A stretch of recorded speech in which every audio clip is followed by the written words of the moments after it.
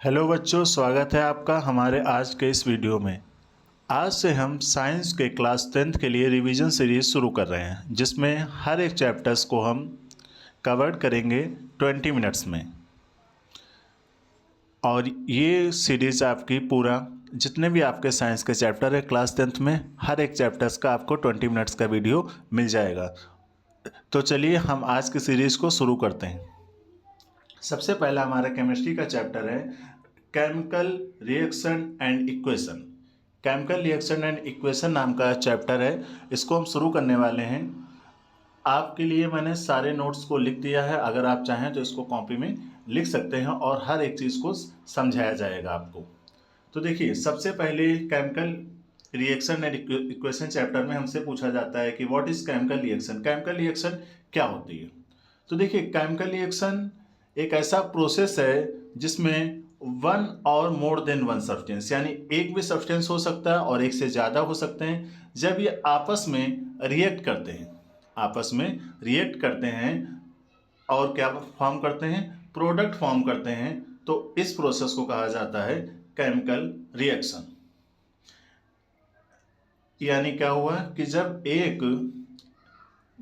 एक या एक से अधिक सब्सटेंस, जिन्हें हम लोग जब रिएक्ट करते हैं तो उन्हें बोला जाता है रिएक्टेंट, यानी जब एक या एक से अधिक रिएक्टेंट आपस में रिएक्शन करके प्रोडक्ट बनाते हैं तो इस प्रोसेस को कहा जाता है केमिकल रिएक्शन। ठीक है।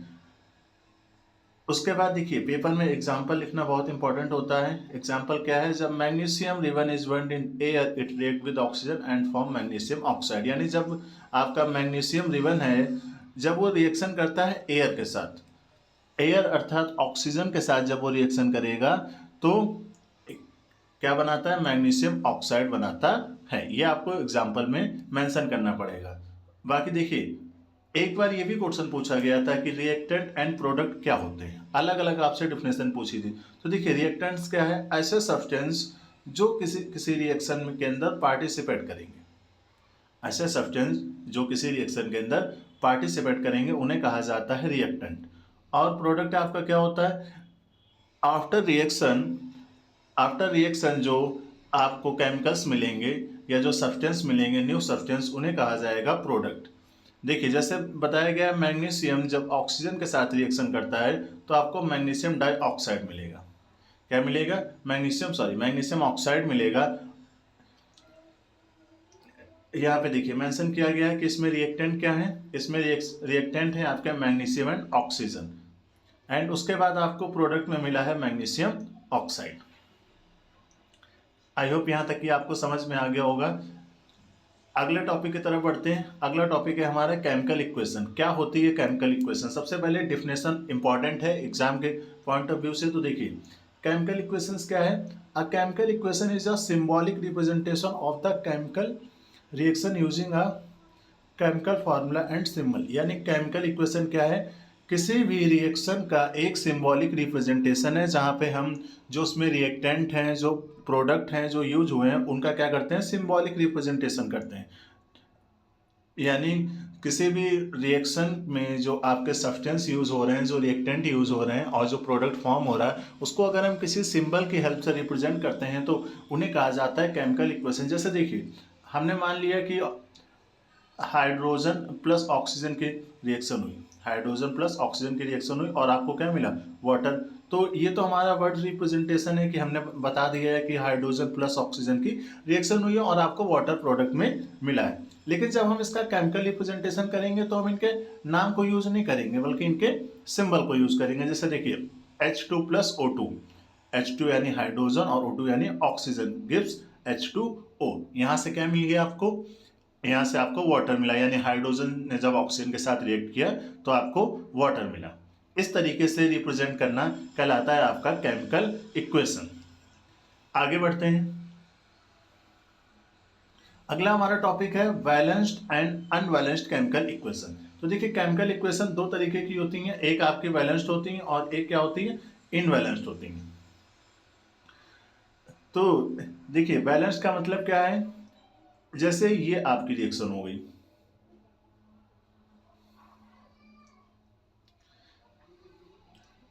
इसमें इसमें देखिए, सबसे पहले डेफिनेशन देख लेते हैं।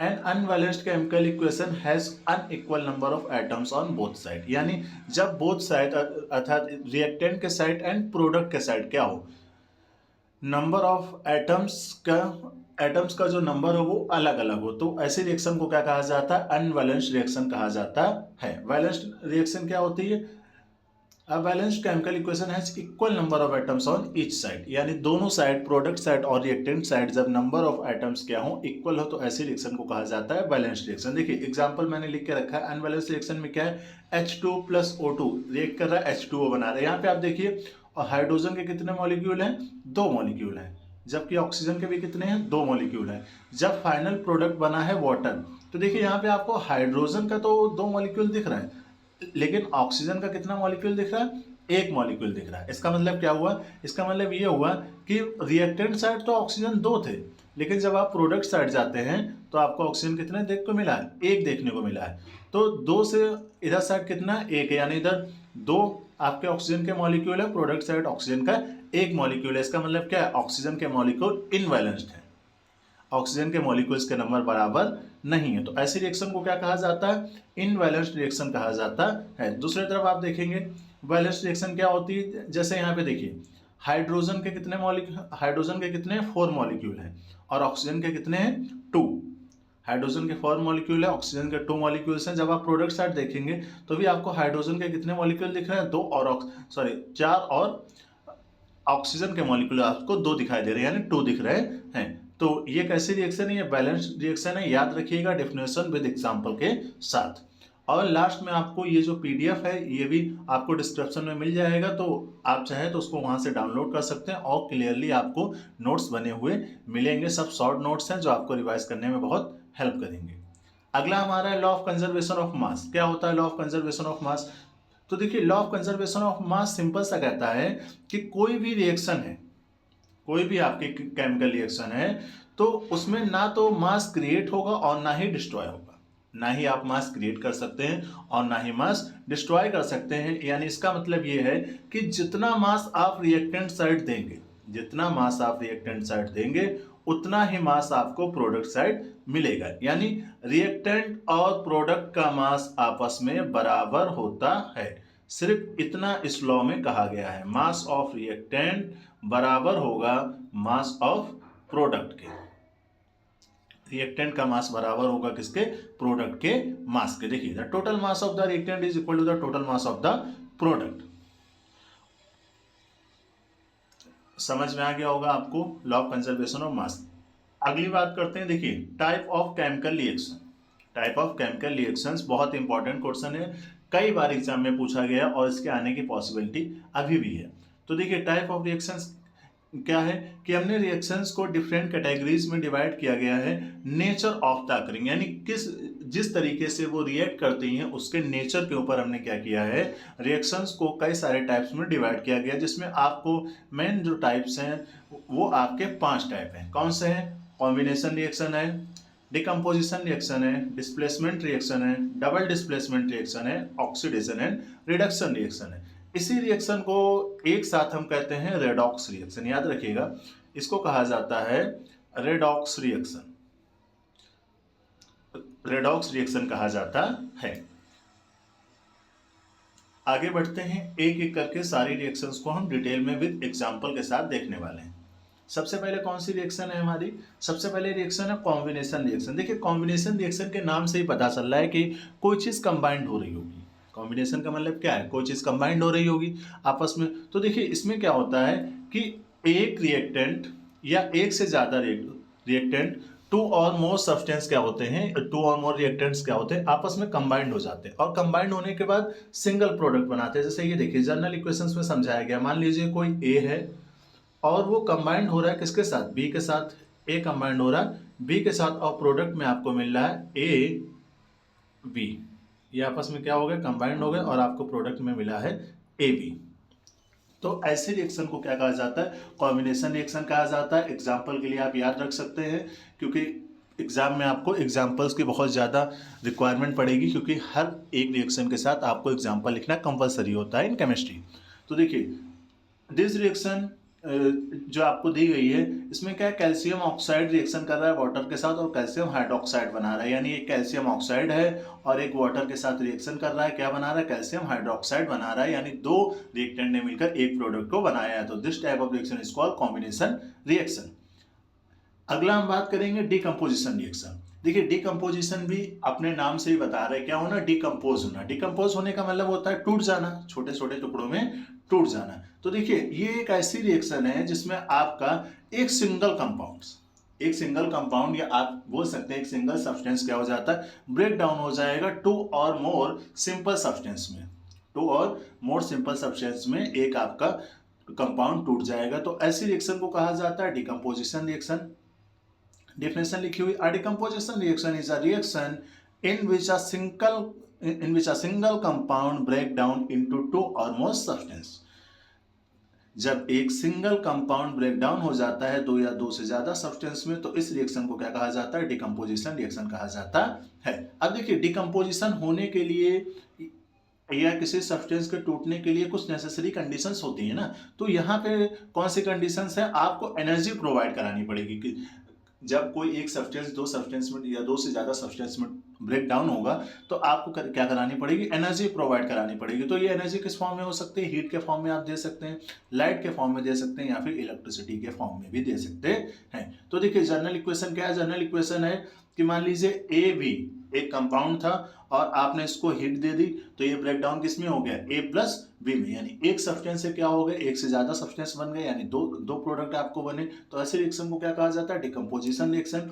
एग्जांपल के लिए याद रखिएगा, कैल्शियम कार्बोनेट को जब हीट दी जाती है तो वो आपका कैल्शियम ऑक्साइड प्लस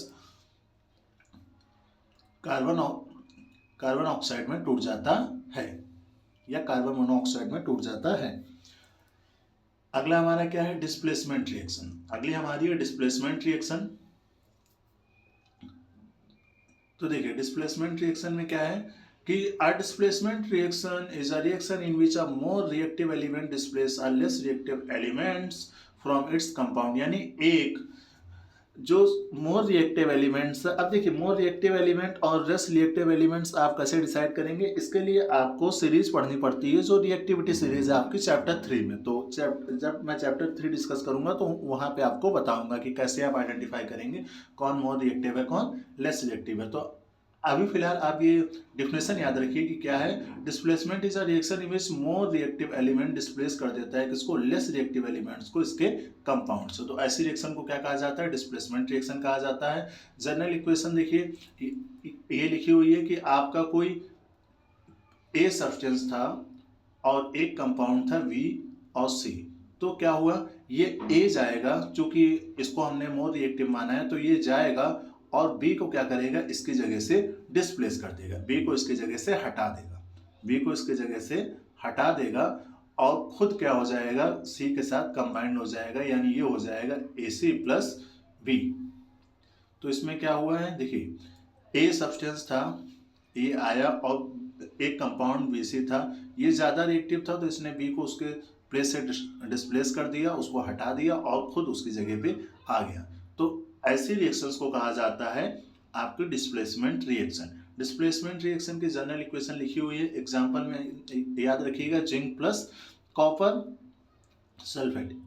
जब इसकी रिएक्शन आप कराएंगे तो देखिए जिंक ने क्या किया, कॉपर को उसके स्थान से हटा दिया। इसका मतलब क्या हुआ, इसका मतलब ये हुआ कि जिंक क्या है, मोर रिएक्टिव है देन कॉपर। जिंक ज्यादा रिएक्टिव था कॉपर से, तो जिंक ने क्या किया, कॉपर को उसके प्लेस से हटा दिया, डिस्प्लेस कर दिया। अगली रिएक्शन की बात करते हैं। अगली रिएक्शन हमारी कौन सी है, डबल डिस्प्लेसमेंट रिएक्शन। तो देखिए डबल डिस्प्लेसमेंट का मतलब क्या है, जब डिस्प्लेसमेंट दो बार हो जाए। तो देखिए इसमें क्या होगा, इसमें एक दूसरे को अपने स्थान से हटाते नहीं है, यानी डिस्प्लेस नहीं करते, बल्कि क्या कर देते हैं, आपस में अपने जो आयंस हैं, जो एटम्स हैं, उनका क्या कर देते हैं, एक्सचेंज कर लेते हैं। तो देखिए A double displacement reaction is a reaction in which two compound exchange their ions। ये चीज याद रखिएगा कि दो कंपाउंड सब अपने आयंस को क्या कर लें, एक्सचेंज कर लें। तो ऐसी रिएक्शन को कहा जाता है डबल डिस्प्लेसमेंट रिएक्शन। ये जो रिएक्शंस होती हैं तो जनरली इसमें आपको पीपीटी बनता है, यानी प्रेसिपिटेट बनता है। जनरली क्या बनता है, प्रेसिपिटेट बनता है। जैसे देखिए sodium sulphate plus beryllium chloride की रिएक्शन है, आपको बेरिलियम क्लोराइड मिला है और क्या मिला है, NaCl मिला है। यहाँ पे देखिए सोडियम का मॉलिक्यूल Va के साथ एक्सचेंज हो गया और Va का मॉलिक्यूल क्या हो गया, सोडियम के साथ एक्सचेंज किया हो गया है। तो 2 बार देखिए एक्सचेंज हुआ है, इसलिए इस रिएक्शन को क्या कहा जाता है, डबल डिस्प्लेसमेंट रिएक्शन कहा जाता है। आगे बढ़ते हैं। तो देखिए अब हमारी क्या है, ऑक्सीडेशन रिएक्शन, जो लास्ट हेडिंग हमारी थी जिसमें ऑक्सीडेशन और रिडक्शन रिएक्शन हम पढ़ेंगे। तो ऑक्सीडेशन रिएक्शन की डेफिनेशन देखिए बिल्कुल सिंपल है कि अगर किसी रिएक्शन में या तो ऑक्सीजन ऐड हो रहा है या फिर हाइड्रोजन रिमूव्ड हो रहा है, या तो ऑक्सीजन ऐड हो रहा है या तो हाइड्रोजन रिमूव्ड हो रहा है, तो ऐसे रिएक्शंस को कहा जाता है ऑक्सीडेशन रिएक्शन। क्लियर है? एग्जांपल आप देख सकते हैं, जहां पे कॉपर में ऑक्सीजन ऐड हो रहा है, इसलिए ये किसकी रिएक्शन है, ऑक्सीडेशन है, इसलिए ये क्या है, ऑक्सीडेशन है।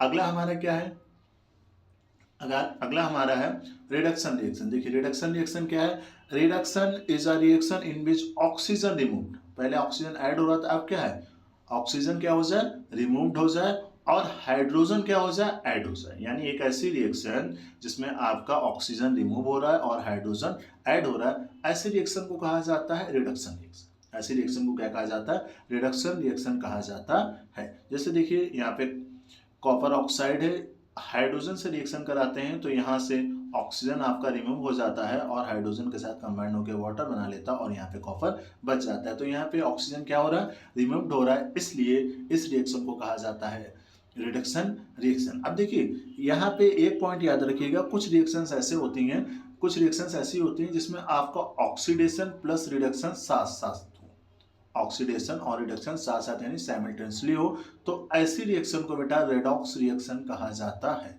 ये पॉइंट याद रखिएगा, जब ऑक्सीडेशन और रिडक्शन साथ साथ हो तो ऐसी रिएक्शन को साइमल्टेनियसली हो तो ऐसे रिएक्शन को रेडॉक्स रिएक्शन कहा जाता है। इस पॉइंट को याद रखिएगा। चलिए आगे बढ़ते हैं। कोरेजन क्या है, तो देखिए कोरेजन एक ऐसा प्रोसेस है जिसमें slowly destruction of metals by chemical reaction with air, moisture और केमिकल्स। कहना है कि जब आपका कोई भी मेटल है वो एयर, मॉइस्चर या फिर किसी केमिकल के साथ रिएक्शन करता है और वो धीरे धीरे क्या होने लगता है, खत्म होने लगता है, तो ऐसे रिएक्शन को क्या कहा जाता है, कोरेजन रिएक्शन कहा जाता है। जैसे देखिए सिंपल एग्जांपल आप समझ सकते हैं, रस्टिंग ऑफ आयरन, आयरन के ऊपर जंग लगना यानी लोहे के ऊपर जंग लगना किसका एग्जांपल है, कोरेजन का एग्जांपल है। अब यहाँ पे एक चीज समझिएगा, इससे होगा क्या, इससे मेटल आपका वीक हो जाएगा और इकोनॉमिक लॉस होगा हमें, ठीक है।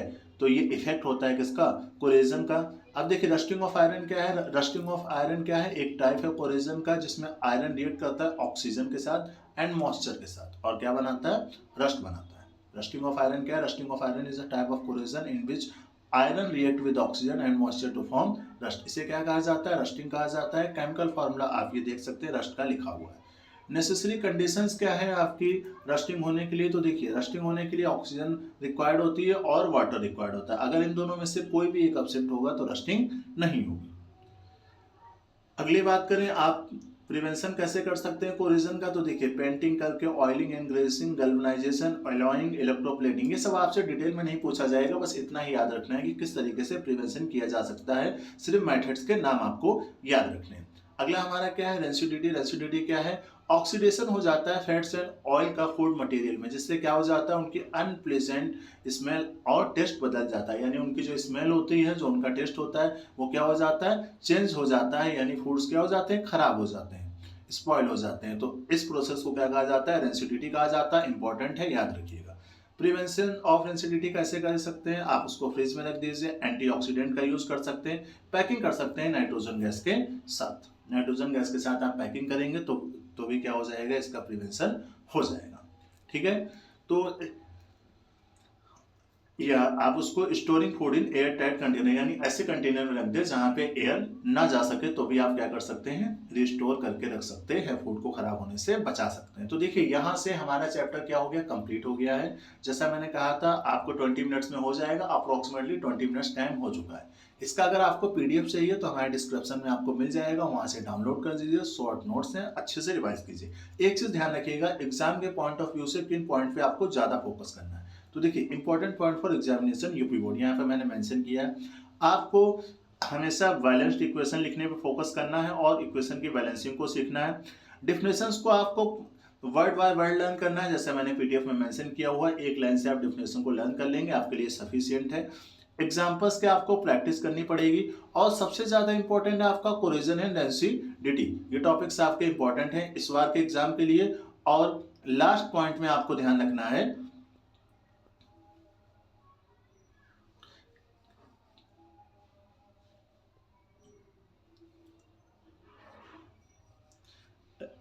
लास्ट पॉइंट पे आपको ध्यान रखना है कि एग्जामिनेशन में जितना अच्छा आप प्रेजेंटेशन करेंगे, जितना साफ आप लिखेंगे, उतने आपको नंबर अच्छे मिलने वाले हैं। तो यहीं से हमारा आज का ये चैप्टर समाप्त होता है।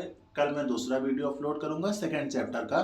तो उससे पहले आप चाहते हैं कि आपको रोज हमारा वीडियो मिले, तो हमारे चैनल को सब्सक्राइब कर लीजिए। ये सीरीज मैंने चालू की है स्पेशली उन बच्चों के लिए जो पढ़ाई में बहुत ज़्यादा वीक हैं या जो फास्ट रिविजन करना चाहते हैं। धन्यवाद।